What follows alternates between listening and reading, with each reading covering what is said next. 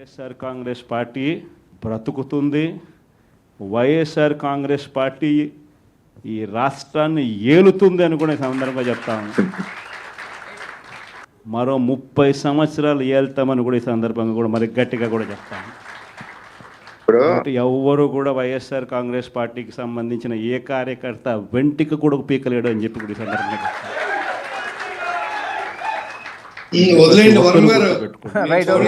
శ్రీనివాస్ గారు ఒక్క నిమిషం అండి. శ్రీనివాస్ గారు నేనేం చెప్పను. ఓకే ఒక్క నిమిషం వర్మ గారు. శ్రీనివాస్ గారు ఒక్క నిమిషం అండి. వర్మ గారు ఒక్క నిమిషం. శ్రీనివాస్ గారు మాట్లాడు. శ్రీనివాస్ గారు ఏంటి అసలు ఏమి చేయలేరో ఏం పీకలేరని కాన్ఫిడెన్స్ వస్తున్నది జగన్మోహన్ రెడ్డి గారు? అంత దారుణంగా ఉందా మీ పాలన? వైఎస్ జగన్మోహన్ రెడ్డి గారు ఒక నిమిషం. దుబార్ శ్రీనివాస్ గారు మీరు కాదు. దుబార్ శ్రీనివాస్ గారు మీరు కాదు. ఓకే ఓకే కాదండి శ్రీనివాస్ గారు ఆయన కన్ఫ్యూజ్ అవుతారండి. బొలిశెట్టి గారు వినండి. ఆయన శ్రీనివాస్ గారు అంటే ఆయన అనుకున్నారండి. ఆయన అనుకున్నారు. బొలిశెట్టి గారు మీరు మాట్లాడండి. శ్రీనివాస్ గారు అంటే సేమ్ పేరు కదా, అది కన్ఫ్యూజ్ అయ్యారు. ఓకే ఓకే మాట్లాడండి శ్రీనివాస్ గారు. బొలిశెట్టి గారు మీరే మాట్లాడండి. ఇప్పుడు ముందుగా ప్యానల్ మిత్రులకి డబుల్9 టీవీ యజమానికి మీకు అందరూ కూడా ప్రేక్షకులు నమస్కారం అండి. ఇప్పుడు యాక్చువల్ గా ఏంటంటే ఇప్పుడు ఆ మాత్రం కాన్ఫిడెన్స్ గా మాట్లాడకపోతే ఎవడు ఉండడు. విజయసాయి రెడ్డి నెంబర్ 2 వెళ్ళిపోయాడు, పాలెంటి శ్రీనివాస్ బంధువు వెళ్ళిపోయాడు, సొంత చెల్లి వెళ్ళిపోయింది, అమ్మ వెళ్ళిపోయింది. ఇంకా నేను 30 సంవత్సరాలు వెళ్తానంటే పిచ్చోళ్ళు ఎవరు ఉన్నారా? పిచ్చోళ్ళు ఎవరు ఉన్నారు ఇక్కడ మాట్లాడతాక చెప్పుకుంటారు. ఎవరు పార్టీ ఎవరు డొప్పాలు కొట్టుకుంటారు. ఇప్పుడు ఏం చేయలేదని అంటున్నారు. 6 నెలల కాలంలో 3000 పెన్షన్ 4000 చేసాం. మీరు 2000 పెన్షన్ 3000 చేస్తాక వరం గారు చెప్పినట్టు మీకు 5 సంవత్సరాలు సరిపోలా. తల్లి వందలు ఎన్ని రోజులు ఇచ్చారు, అమ్మఒడి ఎన్ని రోజులు ఇచ్చారు, ఒకసారి లెక్క తీయమనండి. మీకు ఏది గుర్తొస్తే అప్పుడు బటన్ నొక్కుతో సిఎఫ్ఎంఎస్ అని ఇక్కడ మొత్తం డబ్బు అంతా మున్సిపాలిటీ నుంచి కానీ పంచాయతీ నుంచి కానీ ఎస్టీ సప్లై లోన్ నుంచి కానీ ఎక్కడి నుంచి తీసుకెళ్లిపోయారు. ఇసుక అమ్ముకున్నారు. 20 సంవత్సరాలు మీరు ఏదైతే లెక్కర మొత్తం బ్యాన్ చేసి మేము ఆ ఓటు అడుగుతా కొత్త పెద్ద మనిషి అసలు మీరు దాంట్లో ఎలా వచ్చారు ఓటు అడుగుతాయి మీ ప్రజల్ని? మీరు ఇచ్చిన హామీలు అన్ని నిలబెట్టేశారా? రాజకీయాల్లో హామీ ఇచ్చినప్పుడు నిలబెట్టుకున్న ప్రయత్నం నాయకుడు చేస్తాడు. Wait and see. అంతేగాని ఎప్పుడు ఎలక్షన్ వచ్చేస్తుందా, 5 సంవత్సరాలు ఎలక్షన్ వస్తుందా, 6 నెలలకి ఎలక్షన్ వస్తుందా? పిచ్చినా కొడుకులు ఎవరిని ఉంటే వాళ్ళు చెప్పాలి. వింటారు ఎవరు? మీరు చెప్పు. ఎలక్షన్ ఎప్పుడు వస్తుంది వరం గారు? ఎలక్షన్ ఎన్ని నెలలు జరుగుతుంది? 30 సంవత్సరాలు జరుగుతా, 5 సంవత్సరాలు జరుగుతా? ఏం మాట్లాడుతున్నారు? డిబేట్కి వచ్చినప్పుడు వాస్తవాలు చెప్పండి. ఎందుకు మనం ఓడిపోయాం? మేము 5 సంవత్సరాలు మదన పడ్డాం, ఓడిపోయాం, ప్రతిపక్షంలో ఉన్నాం. మాకు సభలో 1 సీట్ ఉంటే అది కూడా లాగేసుకున్నారు. అయినా బయట పోరాటాలు చేసాం. మళ్ళీ వాళ్ళు గెలిచే అవకాశం ప్రజలు ఇచ్చారు, పరిపాలించే అవకాశం ఇచ్చారు.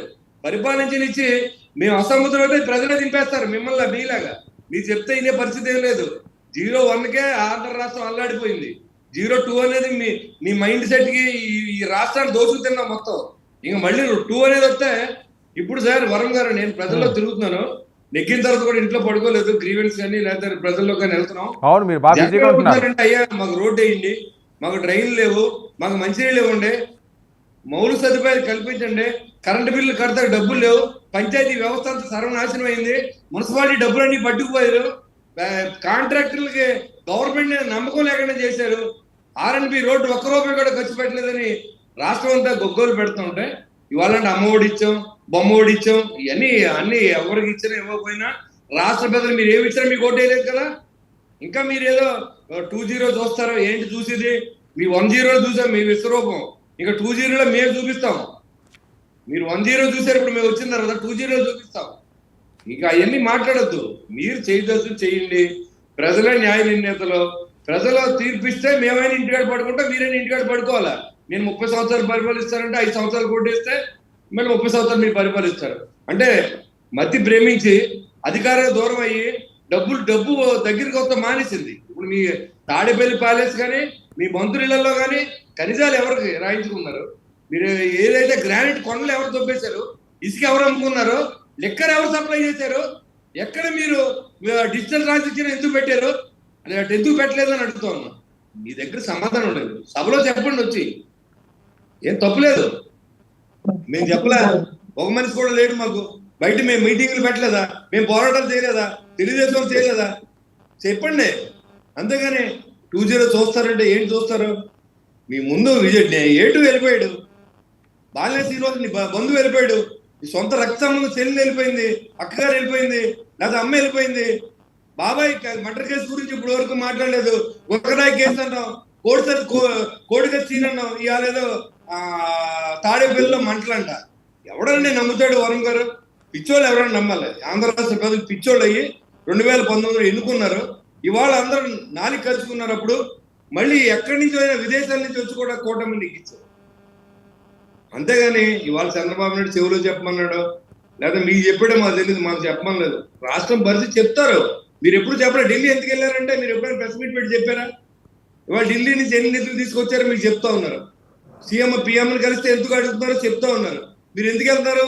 మీకు రాష్ట్ర ప్రజలు 150 సీట్లు ఇచ్చినప్పుడు మీరు దాన్ని ఎందుకు వాడుకున్నారు? మీరు సిబిఐ కోర్టుకు వెళ్ళకుండా ఉండడానికి, మీ అవినాష్ రెడ్డి గారిని అరెస్ట్ చేయకుండా ఉండడానికి, మీరు కాలయాపన చేసి మీ కేసు కొట్టించుకుంటానికి మీరు వాడుకున్నారు తప్ప ఆంధ్ర రాష్ట్ర ప్రజలకు మీరు ఎక్కడ న్యాయం చేయలేదు.